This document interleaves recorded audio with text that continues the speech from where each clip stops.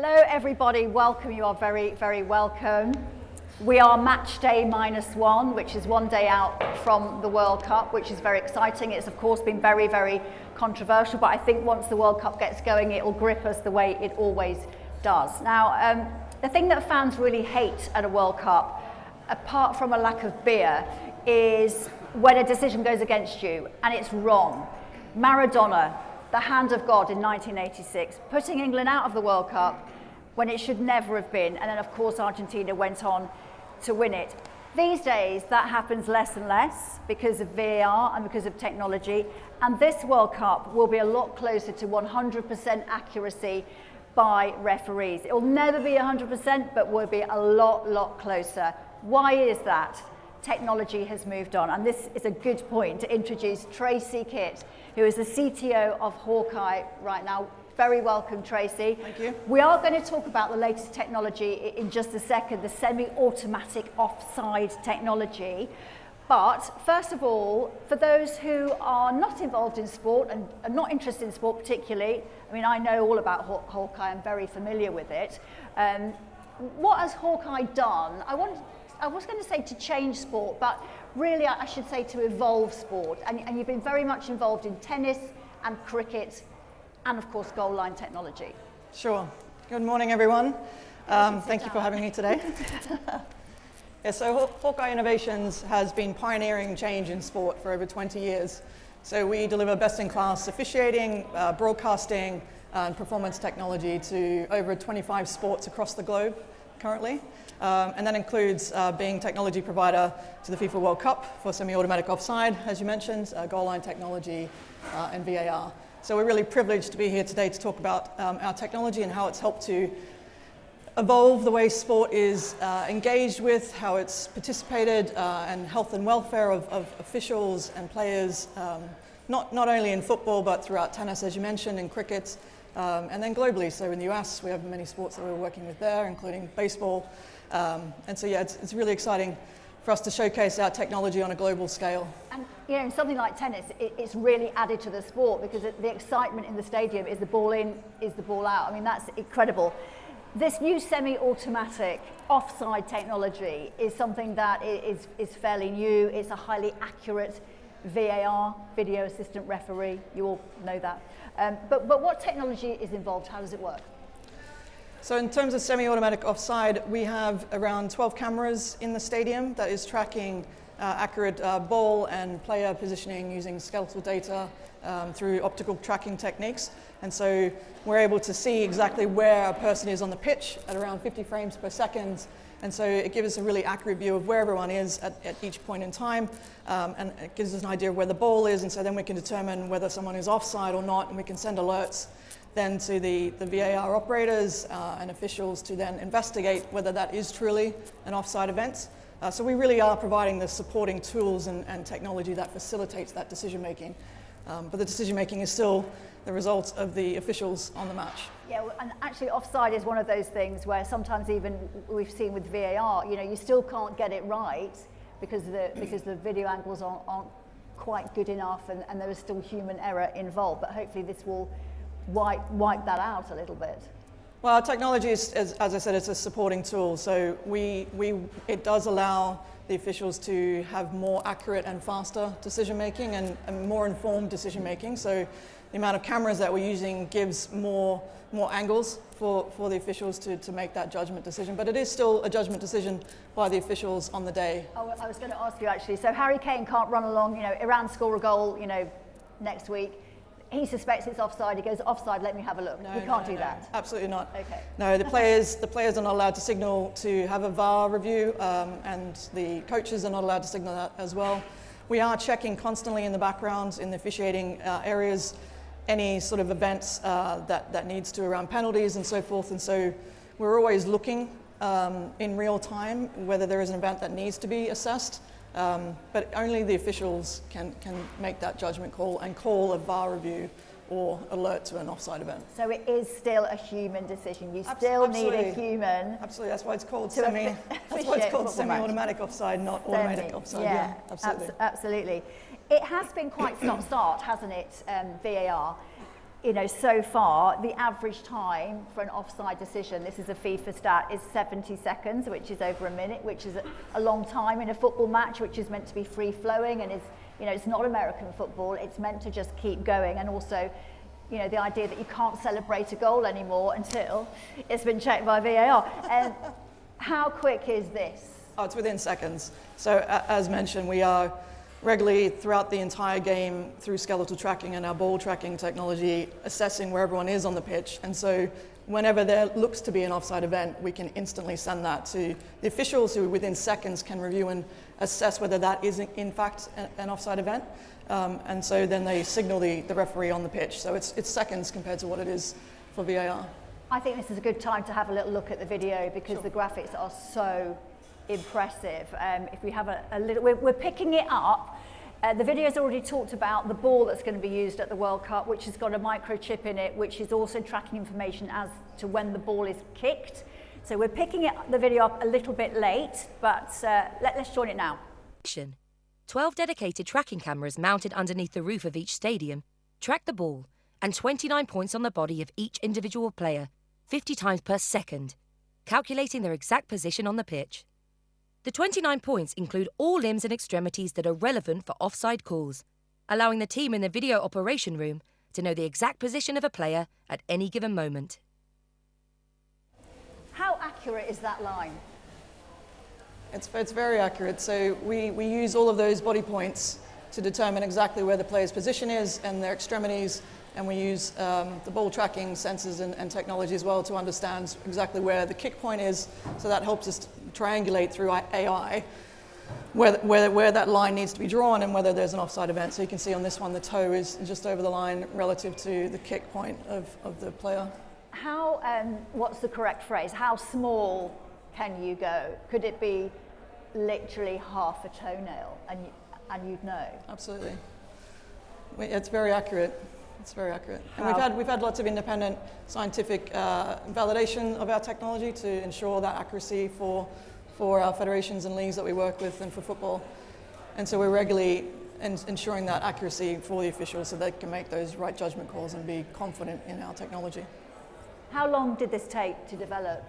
And where's it been tested? Because there is no way FIFA would allow this just to appear at a World Cup unless it's been really, really, really tested. Sure, so we've been working with football federations and leagues since the last World Cup to look at how technology can further evolve the sport of football and what does that look like, what are the needs of officials and referees and fans who are engaging with that sport, and how do we introduce technology to bring that forward. And so since the last World Cup we've been working on this. We've tested in over 300 sort of test events since then, and so we've given FIFA the confidence they need that our technology is fit for purpose and of quality and is accurate. What's the feedback been? I mean, have you had feedback from the VAR referees, and do they find it easy to use? Absolutely. I mean, it's very simple to use. We are providing the right tools and techniques for them to make that quick judgment, and as I said, it's within seconds they need to make that decisioning. So our technology needs to be, you know, easily accessible and easy to use so that they can make that decision making. You know, we've been, for over 20 years, we've been trying to make sport, you know, fairer, more engaging, more informed and safer for not only referees and officials, but also for players. And so we've had really good feedback from our technology, and we've been pioneering change across multiple sports, as we talked about before, with tennis and so forth. So the VAR referee, he sits in a different room. You know, in the Premier League, for example, he's not even at the match. He's in Stockley Park. So where will they sit? Do they need a Hawkeye person with them, or do they know it? Will this just automatically appear in front of them if the referee on the pitch says, I'm not sure about that, I think it might have been offside? Sure. So in some places the people are on site, the officials who are making the decisions, and in some leagues it's off site in a centralized location. So we have a operator from our team who works with the VAR to give them the right camera angles that they need, for example, for VAR to make decisions there. And we also are checking constantly in the background with this technology to look at whether there is an offside event that's happened. So our tracking cameras are real-time tracking, you know, the 29 body parts and the players' positioning on the field all throughout the game. And so our AI and systems are looking at whenever there is an event that does look like it's an offside event, it sends an alert to where the VAR officials are sitting, whether that's remotely or centralized, and then they check instantly whether that is in that case an offside decision. And if it is so, they'll alert the referee on the pitch to then make that call, and then we will visualize graphically as well for fans in stadium that decision making. So we're making it more transparent as well for fans to be involved in that decision making now. So we can virtually recreate in 3D the replay of that offside event. So you can see, as you've seen on that screen, the millimeters that are involved in that decisioning, whether it's a knee or a toe or a fingered joint. It definitely resolves arguments very quickly before they even start, doesn't it? Yeah, Was it it's a goal? supposed to let Wasn't the it a goal? pace of the game go as well, right? Yeah. So by us checking in the background constantly any event and the system alerting to any event, it allows the flow and the pace of the game to continue, and the referees to keep that pace and momentum going as well. So during the matches at this World Cup, you said that the fans in the stadium will be able to see it. Do they see it at the same time as the linesman or the referee, for example, or is it a delay of the graphics appearing on a screen?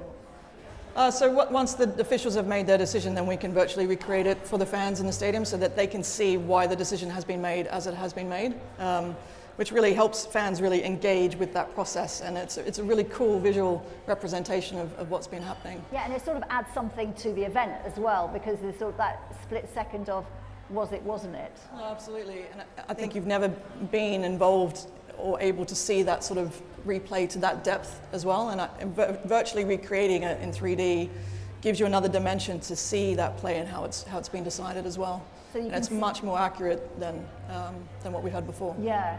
So you can see it in the stadium if you're there. What about if you're watching at home, which is, let's be honest, that's where most people are going to be watching most of their football. Are you going to be able to see it at home as well?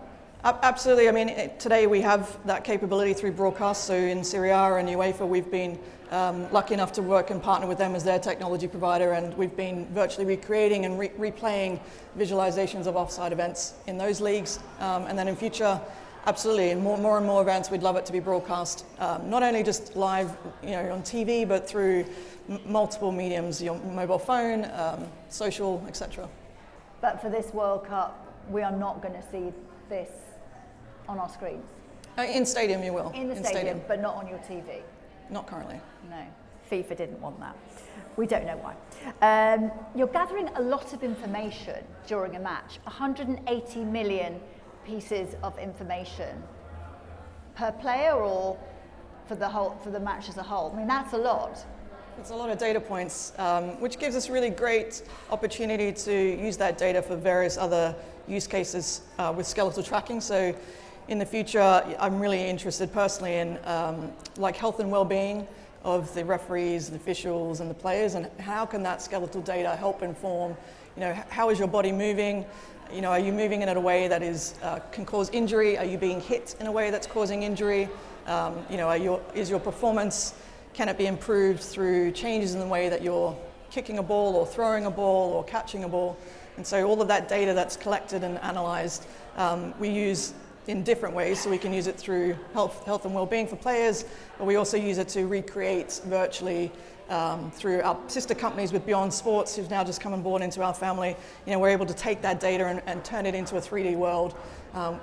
They've got blocky avatars that they're using with tracking data to recreate live a game that you can watch alongside a real event. You can watch it in a gamified way. So it's really exciting stuff that we've got there. And then with our other sister company, Pulse Live, we're able to take that data and digitalize it into web and app experiences and fan engagement experiences that we've never had before. So I must say, a lot of data. I think it's quite spooky. There's so much data and so much limb data for every single footballer on that pitch. Do you think maybe going forward there might be a situation where that data could be fed back to the managers so they know if a player is tiring particularly, or the way that they are kicking is not as efficient as it was at the beginning of the game, and they know actually maybe we should take this player off? I mean, sometimes it's so very obvious that a player's tired, but sometimes players hide it very well. No, absolutely, and that's why I said our technology is a support tool for coaches as well as officials, so that data can help them better understand the health and well-being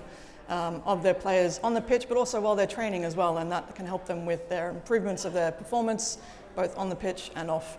And for me, it's really important that we are using that data in the right way to help players be the best they can be, but also prevent injury. That's really important. Yeah. So this is just for offside, the graphics we've just seen, but Hawkeye already do the goal line technology. Correct. Explain how that works. The goal line technology? Yeah. So it's similar. We have the tracking cameras and broadcast cameras that help us understand exactly where the ball is, and we can see the goal line, and it can determine then whether or not the ball is going over the line or not through that optical tracking, and we feed that information back to the video referees to make that decision on whether it's over the line or not. And then we send alerts then to the referee on the pitch to determine, to advise them that we believe it's a goal or not a goal. Where were you in 2010 when Frank Lampard scored that goal against Germany and it was over the line and they said it wasn't over the line? Love to have been there. Yeah. So do you think in future, handball, for example? I mean, that's another big shout we get from the players during matches. Handball. Do you think actually you will use this technology to determine whether someone actually has handballed or not? I mean, absolutely. Our technology is capable of tracking, as we mentioned, the 29 body parts on the player on the pitch at all times, and we're tracking the ball, so we can absolutely determine whether it's a handball or not. So it really is just us working with our partners to determine, what do they need for the betterment of their sport? How can we help them with our technology in order to improve officiating for that specific sport, not just in football, but across multiple, the 25 sports I mentioned that we're working with. We have lots of technology that can enhance their game, and it's just really working with them to determine how do we introduce that in a way that is cognizant of the legacy of the game, the humanness of the game, and so it's a journey really, bringing that into each individual sport. Yeah, without changing the sport too much. Yeah, That's the we're next very World Cup. respective of that legacy of the sport, and we want to be cognizant of that and work with partners to ensure we're protecting that as well as advancing towards technology and bringing that to the fore. On that subject, have you faced many barriers when you've come up with this amazing technology? And sport is quite resistant to change. I could imagine in tennis that was very difficult to get Hawkeye over the line, and definitely with FIFA, it was very difficult to get that ball over the line when you're talking about goal line technology. Pun completely intended. But have you met with much resistance, or has that now gone away a bit? I wouldn't say it was resistance. I think for us, as mentioned, like our role is to partner with those sports leagues and federations to better understand their needs and how we can help enhance their game. And so we are working tirelessly with them to understand how is that technology today versus where it needs to get to. How do we evolve that together? What does that journey look like? How will fans react to that? How do they want to engage with our technology? How do they want to engage with that sport? And so we find a balance. And what does that balance look like? Because ultimately it's all about the fans and how they're engaging, and we want to make it successful for them, but also for the players as well. We don't want to disturb the flow of their game, so it's a fine art for us to ensure that we're meeting the needs of everyone. But we are the ingredient. We're providing that tool and that support mechanism for them. It's definitely improved sport. It's definitely improved the outcomes. It's improved the efficiency of a lot of sports. Do you feel with the younger generation, there's been a generational shift and we're almost out of time, but do you think almost the younger generation embrace this so much that actually they would like a lot more technology? Oh, absolutely. We are in a generational shift. The younger audience and fans engage with sport in new and different ways that my generation, for example, didn't. They've grown up with technology. They expect technology in every part of their lives, and how they view content, where they want to view it, how they want to view it is different to how I grew up. And so we need to be cognizant of that and deliver, more datainment to them, more engaging, immersive experiences for them. Whether that's through virtual recreation, immersive headsets, blocky avatars, the metaverse. All of that is open to us and really exciting for me and my businesses in order to go after. But we have to be cognizant of the other generations as well, right? Because everyone is a sports fan, and so our technology needs to speak to all generations, and we need to work with our partners to figure out what is that balance. Okay. Thank you so much, Tracey Kitt, CTO of Hawkeye. Really interesting talk. I mean, the referee's job is still safe, but I mean, I can't really say that's going to be the same for him in 10 years' time or so. It's still essential. They make the final decision, so they are absolutely essential. Have a good World Cup. Thank you very much.